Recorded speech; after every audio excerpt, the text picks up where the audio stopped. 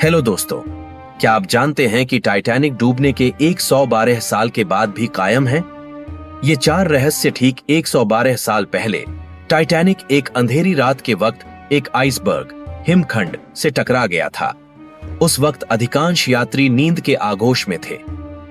हादसे के वक्त टाइटैनिक 41 किलोमीटर प्रति घंटे की रफ्तार से इंग्लैंड के साउथहैम्पटन से अमेरिका के न्यूयॉर्क की ओर बढ़ रहा था और महज 3 घंटे के अंदर 14 और 15 अप्रैल 1912 की दरमियानी रात में टाइटैनिक अटलांटिक महासागर में समा गया।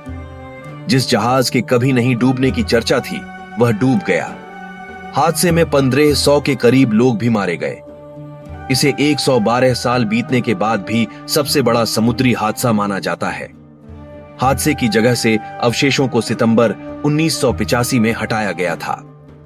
नंबर 1, ये जहाज डूब नहीं सकता था। इस विशालकाय जहाज के बारे में कहा गया था कि यह डूब नहीं सकता, ईश्वर भी इसे डूबा नहीं सकते। इस भरोसे की अपनी वजहें भी थीं।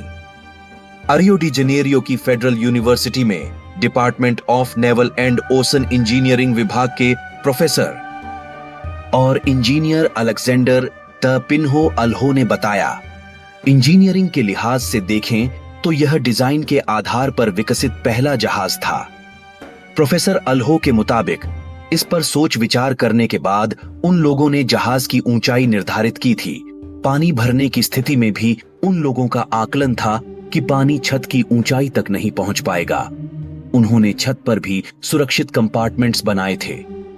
लेकिन तब किसी ने आइसबर्ग से जोरदार टक्कर के बारे में सोचा नहीं होगा। प्रोफेसर अल्हो ने बताया, टक्कर इतनी जोरदार थी, जहाज की मुख्य बॉडी की आधी लंबाई तक सुराख हो गया था। ऐसी परिस्थिति में पानी छत तक पहुंच गया था। जहाज में पानी पूरी तरह से भरने लगा था। ऐसी स्थिति में बचाव संभव नहीं होता है।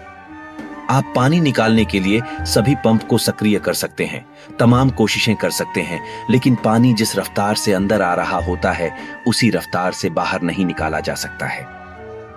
जहाज बनाने और नेविगेटर सिविल इंजीनियर थियरी बताते हैं, टाइटैनिक का प्रचार इस तरह से किया गया था कि यह डूब नहीं सकता है।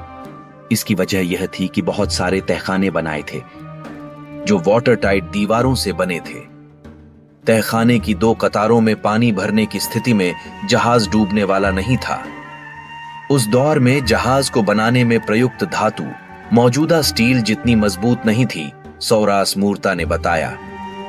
साओ पाउलो के मैकेंजी पेर्सेबाइटेरियन यूनिवर्सिटी के प्रोफेसर और धातु विज्ञान के इंजीनियर जॉन वेतावुक बताते हैं कि 1940 के दशक तक समुद्री जहाज की मुख्य बॉडी धातु के शीट से बनता था।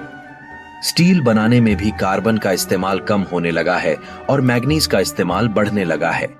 आज का स्टील बहुत ज्यादा मजबूत होता है। वेतावुक के मुताबिक आज के समुद्री जहाज पानी, समुद्री लहरों के उतार चढ़ाव और समुद्री तूफानों से तालमेल बिठाने में कहीं ज्यादा सक्षम होते हैं। नंबर 2, ब्लू बैंड हासिल करने की होड़ बड़ी दुर्घटनाओं के बाद उसकी वजहों में हमेशा मानवीय गलतियां मिलती हैं। विशेषज्ञों के मुताबिक आइसबर्ग से भरे इलाके से गुजरने की मुश्किलों के बीच भी इस पर जल्दी से सफर पूरा करने का अत्यधिक दबाव था। दरअसल यह दबाव ब्लू बैंड को हासिल करने का था। 1839 में शुरू हुआ। यह सम्मान अटलांटिक महासागर के सबसे तेजी से पार करने वाले जहाज को मिलता था।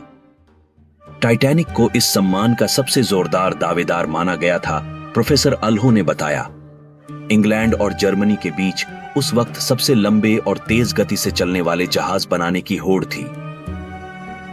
पहली यात्रा में जहाज सबसे तेज गति को हासिल कर सकता है और टाइटैनिक ने भी तेज गति हासिल करने की कोशिश की थी। इस हादसे में जो लोग बचे, उनमें कई लोगों ने बताया कि जहाज के कैप्टन को रास्ते में आसपास के इलाके में हिमखंड होने की सूचना मिल गई थी, लेकिन उन्होंने जहाज की गति धीमी नहीं की क्योंकि वे अटलांटिक महासागर को सबसे तेज गति से पार करने के लक्ष्य को हासिल करना चाहते थे। नंबर 3, टाइटैनिक अकेला नहीं था। टाइटैनिक अकेला नहीं था। इस जहाज को चलाने वाली company white star line company ने 20वीं शताब्दी की शुरुआत में बेलफास्ट शहर के हारलैंड और वुल्फ शिपयार्ड को 3 जहाजों को तैयार करने का ऑर्डर दिया था। उम्मीद की जा रही थी कि विश्व स्तरीय डिजाइन टीम द्वारा निर्मित ये तीनों जहाज दुनिया के सबसे लंबे, सुरक्षित और सुविधाओं से युक्त होंगे। इंजीनियर स्टंप ने बताया, इन परियोजनाओं को उस दौर में खूब प्रचारित भी किया गया था, में ओलंपिक और 1909 में टाइटैनिक का। तीसरे जहाज जाइगेंटिक का उत्पादन 1911 में शुरू किया गया। हालांकि तीनों जहाज किसी न किसी हादसे में शामिल रहे। ओलंपिक जहाज की सेवा जून 1911 में शुरू हुई थी। उसी साल यह एक युद्धपोत से टकरा गया था। मरम्मत के बाद इसकी सेवा फिर शुरू हुई। पहले विश्व युद्ध के समय ब्रिटानी नौसेना ने इसका इस्तेमाल सैनिकों को एक जगह से दूसरी जगह पहुंचाने के लिए किया था। 1918 में यह एक जर्मनी पनडुब्बी से टकरा गया था।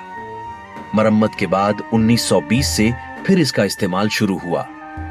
पुराने और भरोसेमंद माने जाने वाले इस जहाज का इस्तेमाल 1935 तक किया गया। टाइटैनिक ने अपनी पहली यात्रा 10 अप्रैल 1912 को शुरू की थी। साउथहैम्पटन बंदरगाह के बाहर यह एक अन्य जहाज से टकराते टकराते बचा था। 14 अप्रैल को यह ऐतिहासिक हादसे का शिकार हो गया। जाइगेंटिक का भी बहुत इस्तेमाल नहीं हुआ, इसका नाम बदलकर ब्रिटानिक कर दिया गया था। टाइटैनिक की लंबाई 269 मीटर थी। आज की सबसे बड़े समुद्री यात्रियों का जहाज वंडर ऑफ द सी है, जो 362 मीटर लंबा है और इस जहाज पर चालक दल के 2300 सदस्यों के साथ 7000 यात्री यात्रा कर सकते हैं। संस्थागत ढांचा बनाया गया। निर्माण के दौरान सुरक्षा मापदंडों का ख्याल रखा गया। उसको लगातार बेहतर करने की योजना पर काम किया गया। आज के समय में रडार और सोनार तो काफी पहले आइसबर्ग का पता लगा लेते हैं। आज समुद्री यात्राओं के दौरान समुद्र मैपिंग या समुद्री यात्रों के चार्ट सब कहीं ज्यादा आधुनिक रूप में मौजूद हैं। तो दोस्तों, कैसी लगी आपको हमारी ये वीडियो? अगर आप ऐसी ही और इंटरेस्टिंग वीडियो देखना चाहते हैं तो हमारे चैनल को सब्सक्राइब कर लें और बेल आइकन का बटन दबा दें ताकि हमारी हर वीडियो की नोटिफिकेशन आप तक पहुंचती रहे।